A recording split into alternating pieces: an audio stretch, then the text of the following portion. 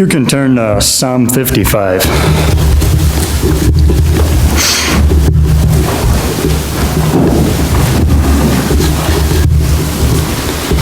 The title I came up with tonight, it's called The Ask All Guy, and I get the whole idea from my dad.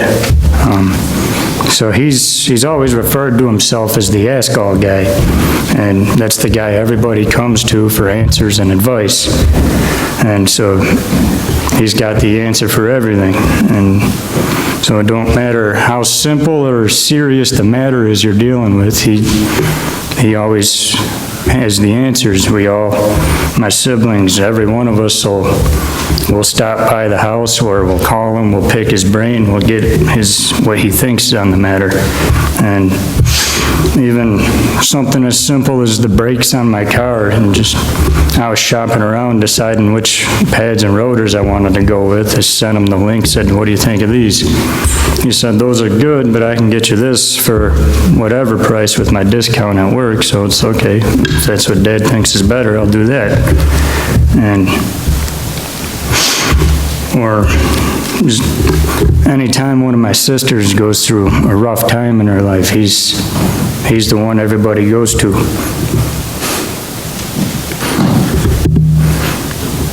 And especially with car stuff, he's the type where you take something apart, he'll put it together blindfolded. It's just, he loves it. But where does my Ask All Guy go?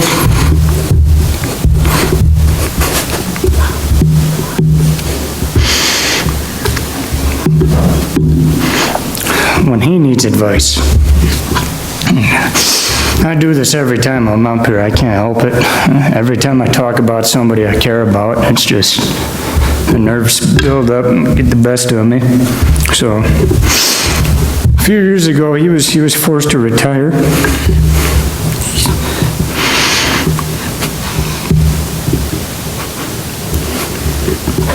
And he got his back crushed, and he's got screws holding his spine together. He had to have his nerves rerouted, all of that. And back in 2020, my grandma passed as well. And so it's just me and him one night, and he's just venting to me, letting everything out. Says, I used to always joke with you, I can't wait to retire. He's like, but man, I really did not want to go out this way. And then I wanted to go out in my terms. And then, so it's just a ton going on. He's trying to process everything going on in his life. He says, I need my dad. He says, I need my Ask All Guy. There wasn't a thing I could call your grandfather for that he couldn't guide me through. So I just continued to let him vent that night, but later on at home I got mad at myself because I got thinking I should have told him, we have an Ask All Guy. We have the Ask All Guy. We have the Lord. God's got an answer for everything in His Word. And I specifically got to thinking of Psalm 55:22. Cast thy burden upon the Lord, and He shall sustain thee. He shall never suffer the righteous to be moved. So the psalm itself is not a long one, so I'll read the whole thing. Give ear to my prayer, O God, and hide not thyself from my supplication. Attend unto me and hear me. I mourn in my complaint and make a noise.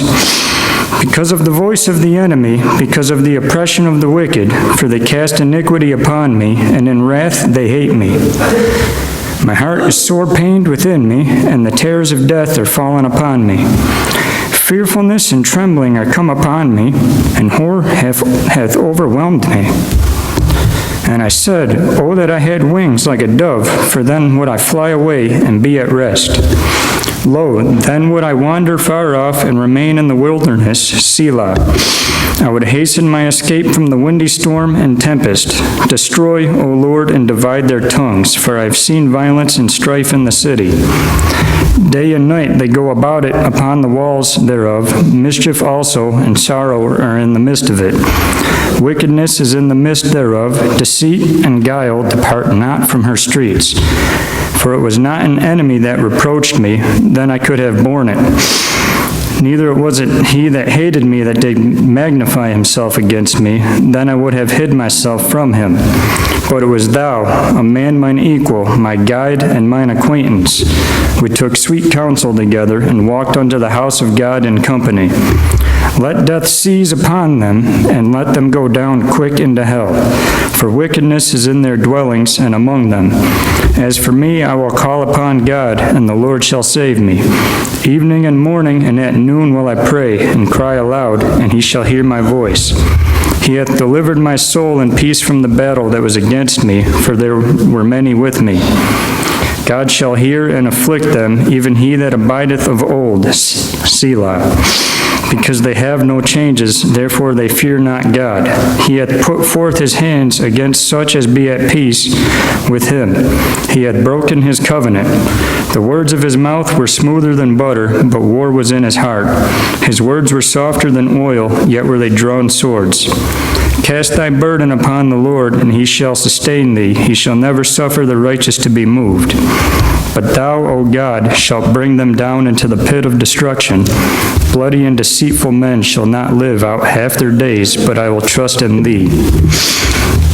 So, most commentators agree that Psalm 55 is dealing with Absalom's rebellion, conspiring with Ahithophel against David. And I did my best to flip-flop and research back and forth, and there's a lot that lines up with what would have been Absalom's rebellion in 2 Samuel chapters 15 through 17.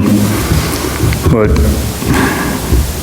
either way, it's very clear in this psalm that there's a power struggle against David, and he's in danger in the city because of it. And in the first 3 verses, he's pretty much letting his troubles be known to God. Verse 2, he says, I mourn in my complaint and make a noise. So he's mourning, he's feeling grief. He's making a noise. He's not just softly speaking to God, but he's under great stress and pressure. He's really letting God know he needs him. And verse 3, for they cast iniquity upon me, and in wrath they hate me. So they're casting iniquity, or they're casting that wicked injustice on David, and the people have turned on him now. They're not following him. It says they hate him. Verses 4 through 8, we're getting all of his emotions he's feeling. Verse 4, his heart's sore pained, and he says, the terrors of death are fallen upon me. So again, he's in a bad situation. The situation's bad enough that he's got to worry that he's going to see death here. Verse 5, he's fearful, he's trembling, overwhelmed with horror. And verse 6, oh, that I had wings like a dove, for then I would fly away and be at rest. And doves, when they're hiding from predators, they'll find a safe place in between the rocks or another tight area where they can squeeze themselves in there and hide from predators. So he's just wanting to be like a dove. He's wanting to fly. He's wanting to find a safe, secure place. Verses 9 to 11, he's asking God to destroy his enemies. Day and night there's violence in the city. Deceit and wickedness are in the streets. Verses 12 to 14 say, for it was not an enemy that reproached me, then I could have borne it. Neither was it he that hated me, that did magnify himself against me, then I would have hid myself from him. But it was thou, a man mine equal, my guide and mine acquaintance. We took sweet counsel together, and walked unto the house of God in company. And when you follow the life of David, he's typically good with discernment and knowing what the people around him are up to. But here he's betrayed. Somebody close to him stabbed him in the back. And if you read 2 Samuel 15, verses 12 and 13, and Absalom sent for Ahithophel the Gilonite, David's counselor, from his city, even from Gilo, while he offered sacrifices, and the conspiracy was strong. For the people increased continually with Absalom. And there came a messenger to David, saying, the hearts of the men of Israel are after Absalom. So this where it's more lining up with who David might be talking about here. And he's David's counselor. He was close to him. He was the man he trusted. But then verse 16 in Psalm 55, he says he's going to call upon God. Verse 17, evening, morning, and noon he is going to pray. So pretty much pray without ceasing, constantly seeking God for his help throughout this situation. Verse 19, trusting that God is going to hear and afflict his enemies. And with all this chaos going on around him, we get verse 22, cast thy burden upon the Lord, and he shall sustain thee. He shall never suffer the righteous to be moved. So he's going to cast his burden. He's going to the ask-all guy, and he knows where his answers are going to be. And so when you're casting, you're surrendering everything. It's a complete commitment. You're trusting in God's sovereignty, and you're just completely leaving the worries and the concerns with him. So it's like casting and fishing. You're gonna take the easy way out and just drop your line by the bank and catch anything that's willing to bite, or you're gonna give it that good whip, get it out in the middle of the water, and be patient and wait for something bigger. You're gonna give half your trust to God and expect him to meet you at the bank, or you're gonna throw everything up to him and trust that he's gonna deliver and trust that he can handle it. And I'm not referring to God as a fish, obviously, but you get the point. And so that's what David's given us with cast here. He's not doubting. He's completely giving this worry to God. He's completely trusting in God. And he shall sustain thee. So whatever's naturally or spiritually wrong, David says God's support's going to be there. The ask-all guy will give his help and his guidance if we're truly casting it to him. And he shall never suffer the righteous to be moved. So whatever you're going through, David's saying, if you're truly casting, if you're truly trusting, you won't be moved. You're not going to shake, you're not going to stagger, you're not going to leave your cause, but you're going to see it through. And so there's a few verses I picked out that cross-reference well with verse 22 as well. There's Psalm 37:5, commit thy way unto the Lord, trust also in him, and he shall bring it to pass. I've got Philippians 4, verses 6 and 7 as well. Be careful for nothing, but in everything by prayer and supplication with thanksgiving, let your requests be made known unto God. And the peace of God, which passeth all understanding, shall keep your hearts and minds through Christ Jesus. And the last one I'll add to it is 1 Peter chapter 5, verse 7. Casting all your care upon him, for he careth for you.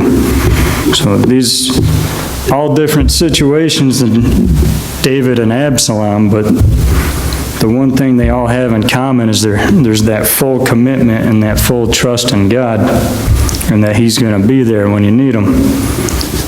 You're going to trust in the ask-all guy. And again, cast is to fully commit. In Psalm 37:5, it starts with commit thy way unto the Lord. Philippians 4:6 says by prayer and supplication. And supplication's when you earnestly seek, or to humbly seek. It's almost like you're on your knees begging God. So again, like casting, you're fully invested, you're fully seeking God. 1 Peter 5:7, it uses casting, and it's all your care upon him, that full commitment again. And all these verses deal with God helping us through trials and tough situations, but the common denominator on our part is there always has to be that full trust. And you have to be willing to cast it, and you can't doubt what God's capable of doing or why He allowed you to be in that situation to begin with. And so I said all that to share how I had to go to that verse in my life over the past year, and I had to fully commit to God. So the end of July, I had shingles, and it all started one day at work. I had this really sharp pain behind my eye, and it just progressively got worse over a couple of days.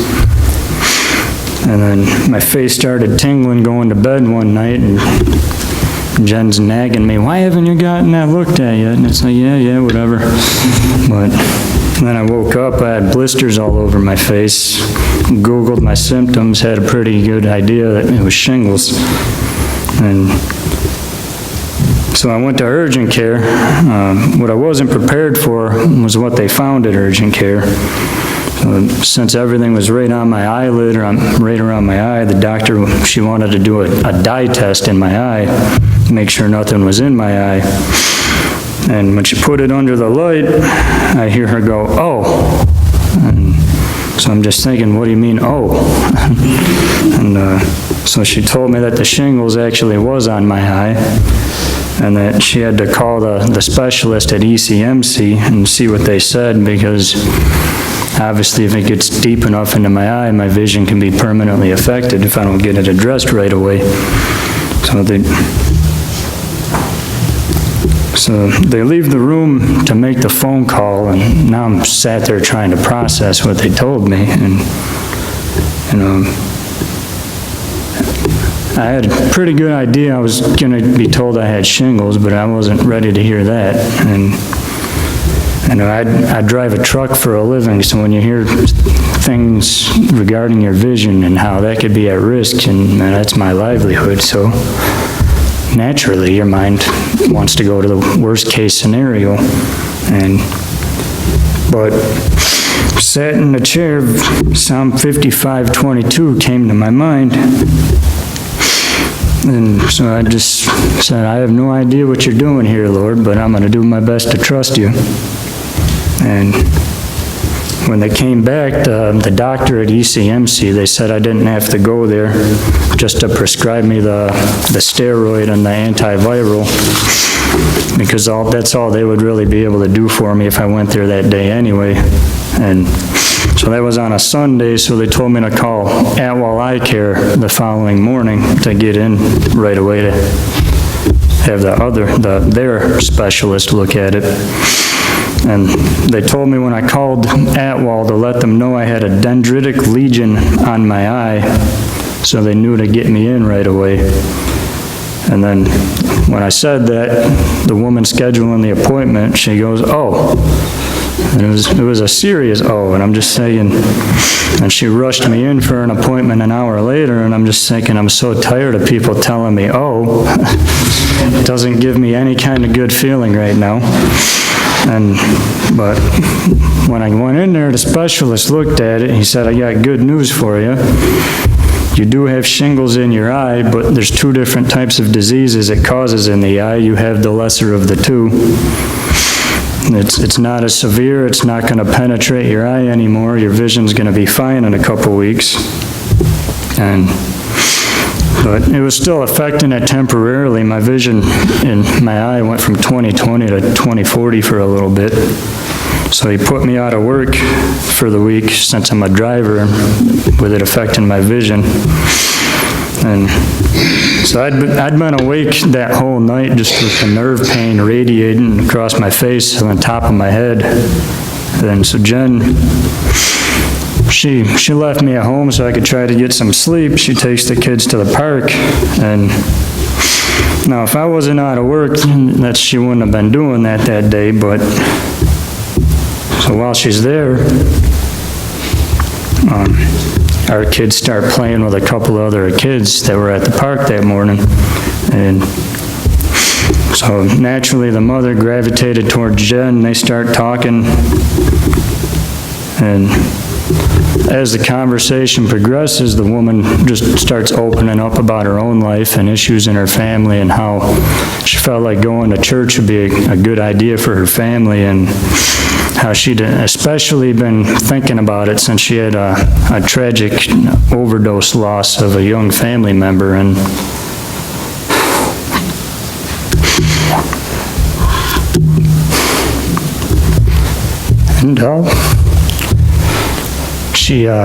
Jen started opening up about my nephew.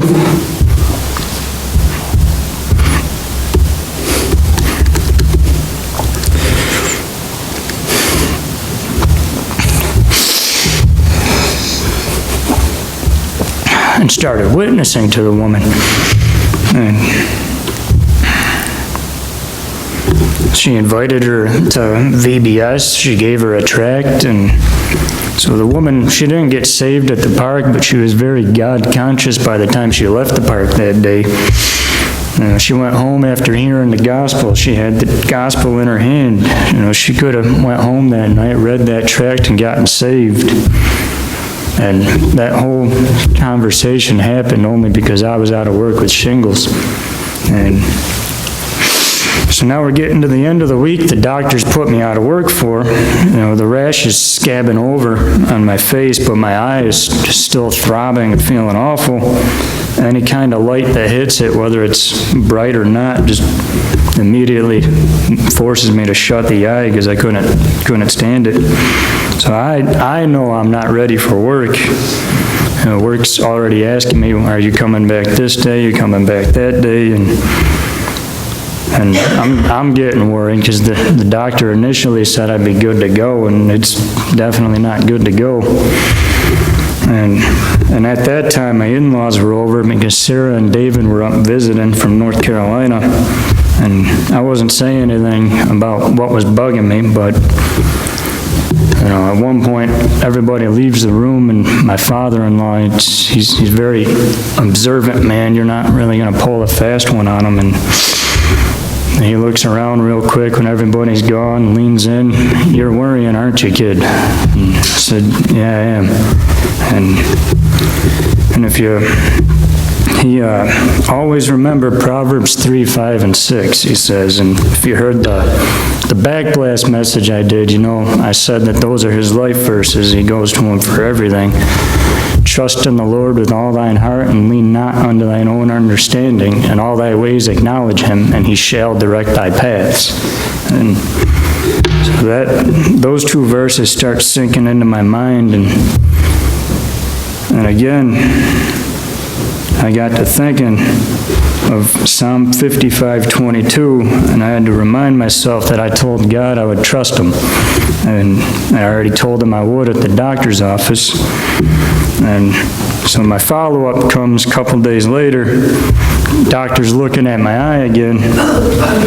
Says the good news is the disease hasn't gotten any worse, but it also hasn't gotten any better in your eye. So he even with the lights dimmed in the room, he could tell that it was easily irritating me. And then I was fighting to keep it open. He puts me out of work for another 10 days.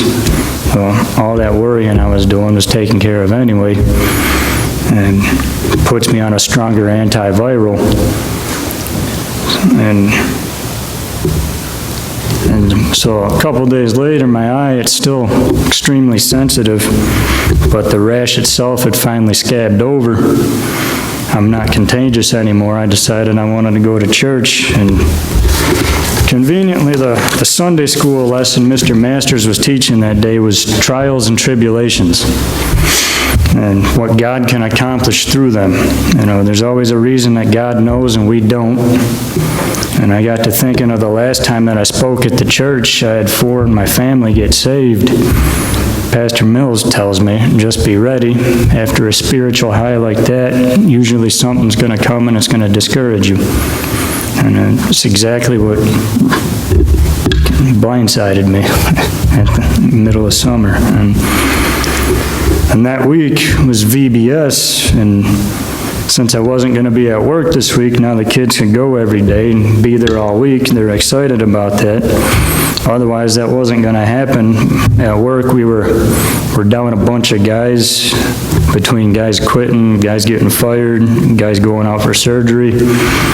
And then Yellow Freight went out of business, so every other freight company was just getting bombarded. It was just nonstop long days, twice the workload for a while. So had I not been out of work, they wouldn't have been able to go to VBS. And the whole time they were there, they were just falling in love with the Patch the Pirate tapes Daniel was using for the puppet shows. They got obsessed with them, especially when they found out that Jen has all the tapes.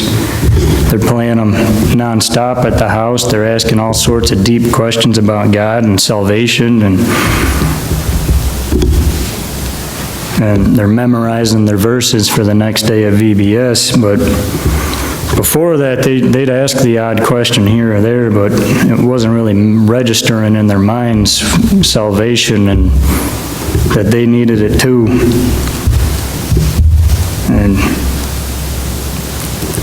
But again, if I wasn't out with shingles, none of this progress would start in the kids.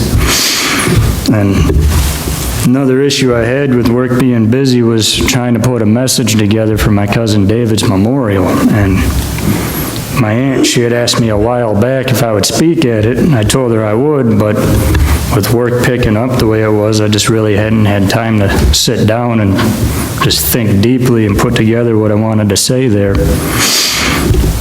But by the end of the week, now my eye's finally doing better. I can read without it straining it too much, and I got a good solid day to just sit there and put everything in my brain down on paper for a change, but the memorial itself was right before my last follow-up with the doctor. And that day itself at the memorial was really sunny, it was really hot. So the sun naturally starts agitating my eye, it's setting my nerves off, everything's itching. Told my sister Tracy, I felt like people are probably gonna think I'm an addict coming down the way I'm constantly picking at my face, but I didn't want to be there that day. I was just super uncomfortable. But I made my aunt a promise, and I was going to fulfill that promise. And I just started pacing back and forth, asking God for strength, asking Him for help, and I did it anyway, and gave a gospel message. And so when my cousin passed away, somebody wrote on his Facebook page that, "I hope you're at peace finally." And one of his best friends, Wolf, they replied to that message with, "Sadly, I don't think people like him and I will ever know peace." And when I asked at the end if there was anybody that wanted to trust the Lord as their Savior, his was the first hand that went up. And so he got his peace that day. He found a Savior that day. And 5 got saved that day. And that was all possible because I was out of work with shingles. And I was really able to pour myself into what I wanted to tell them that day. And so my aunt, she thanks me after. And I told her, the hard part is I can't talk about people I care about without breaking down. And she said, "That's what made it so good, Timmy. You showed that you cared. That's why people listen to you." And it's just like this tie. My Aunt Beth gave it to me. And it's my Uncle Ed's. About a month, maybe 2 years he's been gone.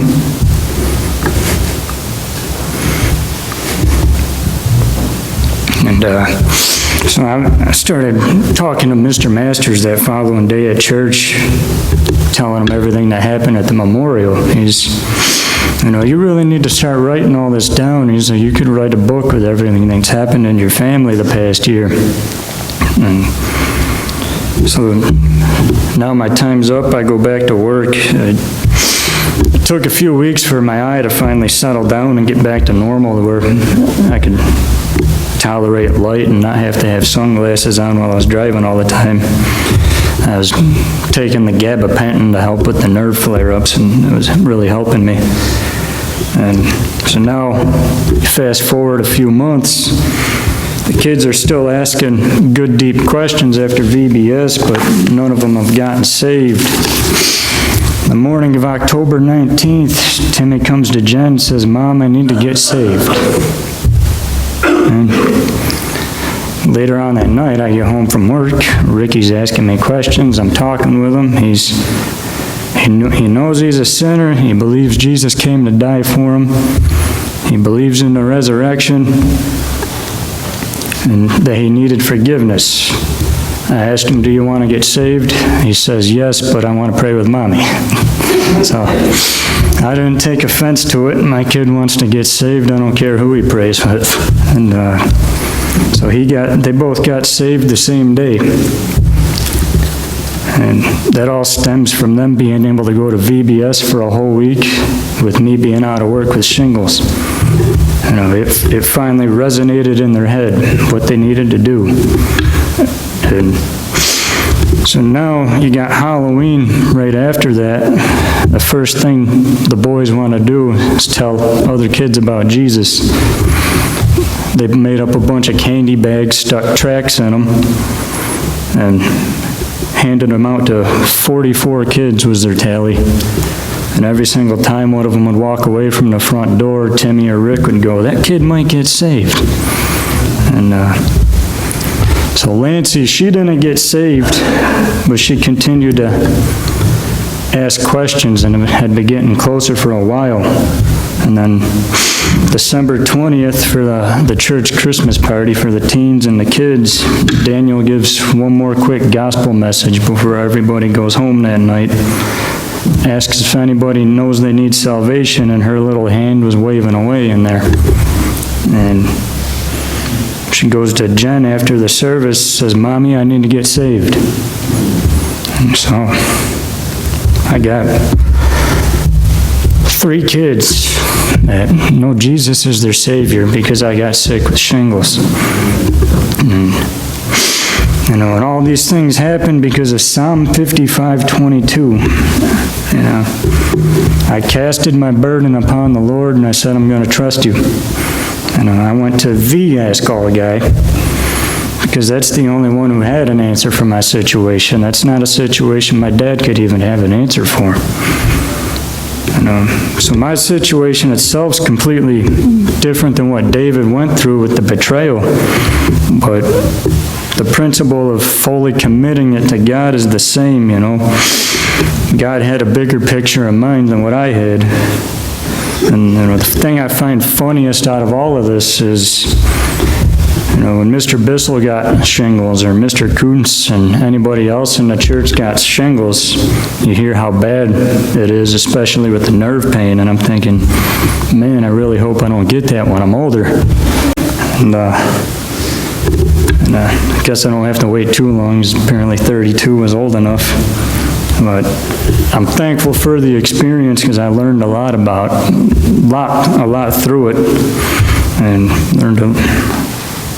learned a lot about my walk with God through it, and I'm thankful for it. And I've got some permanent nerve damage in my face as a result of it that I got to deal with. You know, if I touch my eyebrow, it starts tingling up to the top of my head, and that's never going to go away.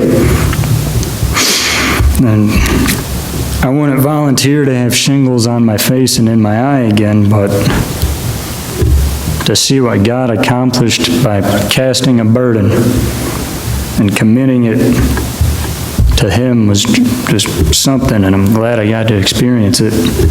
And I don't know what you may be dealing with or what you may be going through, but is it too much for you to cast it to God? Is it too much for you to go to the Ask All guy, you know, the one who is all-knowing? You know, whatever you might be going through, just think of what David went through and how he gives us that verse. And whatever it is, if you just give it to Him fully, He will sustain you.